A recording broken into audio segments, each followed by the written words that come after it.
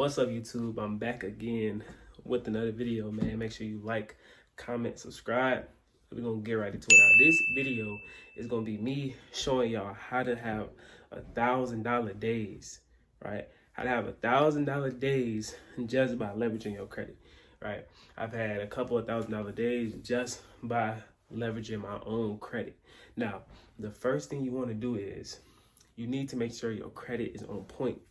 Right? For this to even be possible, you need to make sure your credit is on point. So, excuse me, I'm gonna go over a properly structured personal credit profile, right? So you can see where you're at, okay? So, the first factor in your credit score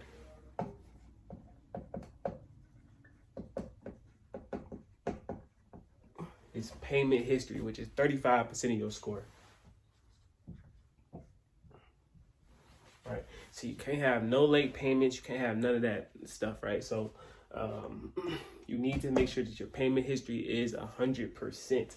If you have late payments, DM me, email, click the link down in the description, get in contact with me through my email, DMs, anything, and then set up a call with me if you have like late payments or any derogatory items like collections, charge-offs, and hard inquiries, and things of that nature. So it's going to be down in the description. So the payment history has to be 100%.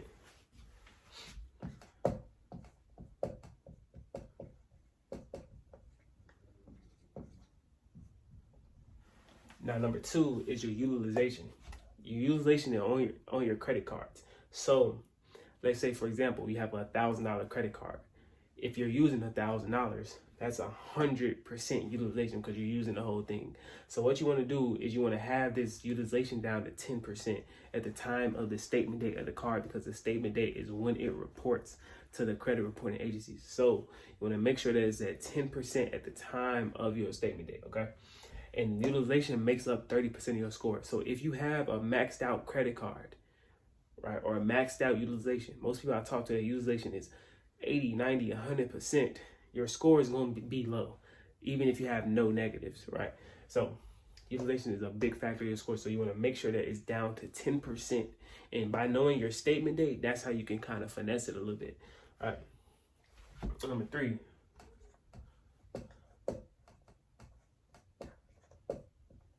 Which is the age of your report. So you want to make sure that your age of your report is 4+ years, right? How you can do this: if you have less than 4 years, you can get an authorized user trade line, which essentially you're piggybacking off somebody else's credit card that maybe have a lot of age, that maybe have a good limit and things of that nature, right? So you can get an authorized user trade line if you don't have enough age.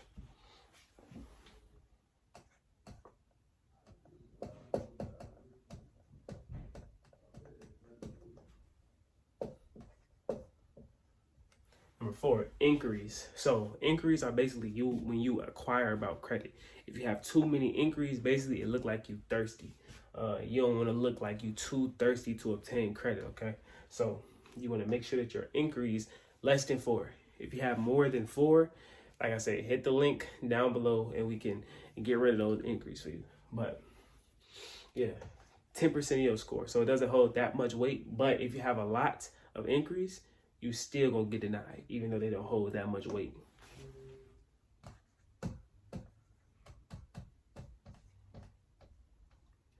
And then the last one is the mix of credit, another 10%, right? So what you want to do is you want to have revolving and installment accounts. Revolving and installment accounts. So revolving is like credit cards, because once you pay it, you can keep using it. Installment is like loans. So you just want to have a good mixture of accounts. So what you want to do is,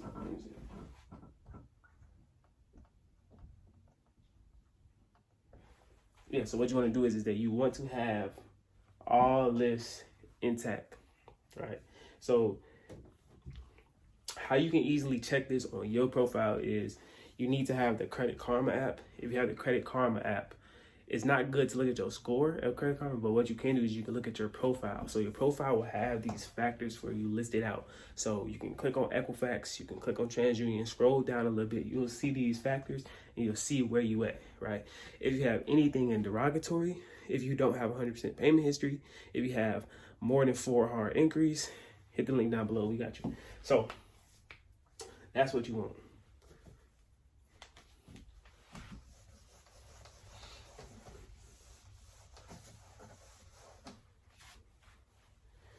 And probably like, where do the $1,000 a day, or not a day, but $1,000 days come in at, right? Or $1,000 a day, right? So here's how I was able to get some $1,000 days. By having a good structured personal credit profile, I was able to leverage it to get some business credit cards, right? So I structure my LLC properly. I have another video on how to structure LLC properly. So if you don't know how to structure LLC properly, go back to one of my previous videos. I'm gonna show you how to do it A to Z, structure LLC properly. So I structured the LLC, right? I did the American Express play, right? The business credit card play, where you can get 4, 5, 3, at least 2 American Express business credit cards with no inquiry, as long as you have a personal relationship with them already, right? So I leveraged that. I got 4 American Express business credit cards at one time with no inquiry. And then I leveraged the business credit cards that I got, right? And I invested it. I invested it in my business, right? So I paid an ads team. So I hired an ads team with my business credit cards, $0 out of pocket, right? Just because I had good credit. Or just because I have good credit. So this is the things you're able to do when you have good credit. You can leverage it on the business side and then invest into any business that you want, right? So my ads team, they run ads. And I also create content like I'm doing right now. So with the content mixed with ads paid off a business credit card, no money out of my pocket, I'm able to have $1,000 days, right? Because I get to reach more people. Right, so you want to create content, you want to make sure your credit is good so you can leverage it and run ads for your business, right? That's what you want to do.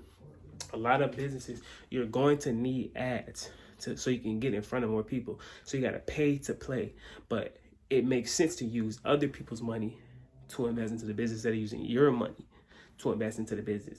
Now you invest into the business, you create more cash flow, boom, pay down the debt with the cash flow you receive. That's called good debt. So that is how you leverage your personal credit in an LLC, business credit, business funding to invest in your business. So then you can make a return and start seeing some income, right?